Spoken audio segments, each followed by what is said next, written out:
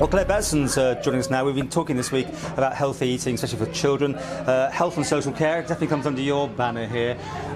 Getting them young, it seems to be the message here, what to eat and not eat.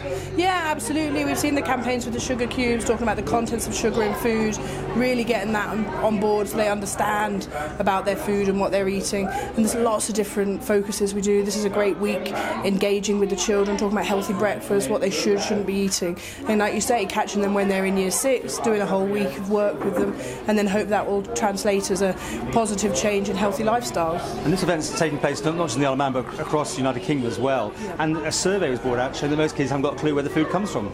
Absolutely. I mean, they said today children thinking cheese grows on trees, and they're not sure whether fish fingers are made of chicken.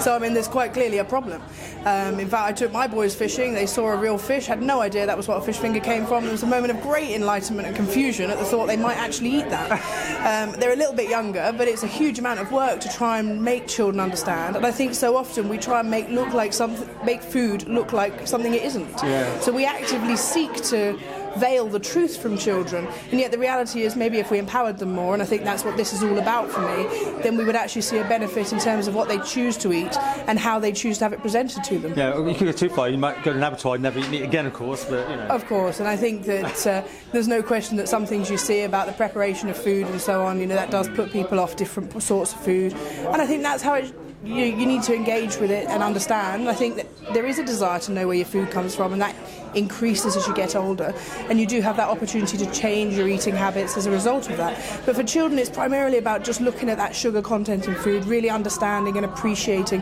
what it is they're eating and how that's going to affect their bodies, their lifestyles and their future health. Okay, well, I know fizzy drinks aren't allowed at school. We learned that earlier, because obviously teeth and the issues with that is another thing in itself. But it's sugar is the thing that seems to be getting across here today. It's the amount, especially some of these cereals, it's incredible. They look quite good on the outside on the box, but they're not. Absolutely, and in some of the cereals it's just unbelievable. Yeah.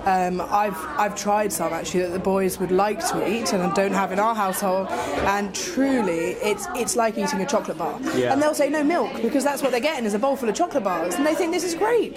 And I think we need to educate children that it might taste great, but that's a treat. That's not your regular day-to-day breakfast, and neither should it be. And I think that's the key message we're trying to get across.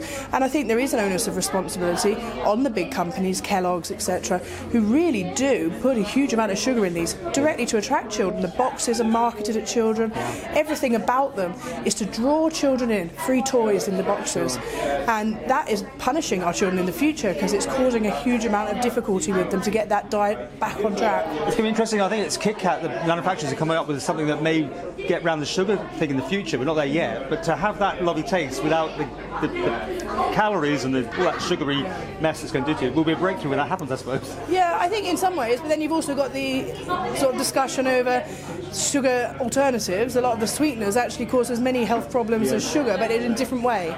And I think there's a lot of long-term issues with dementia and so on that we really don't appreciate actually about some of these aspartames, etc., that you see in a lot of food. So I think there's a huge amount of work to be done, but there's a huge amount of education, and this is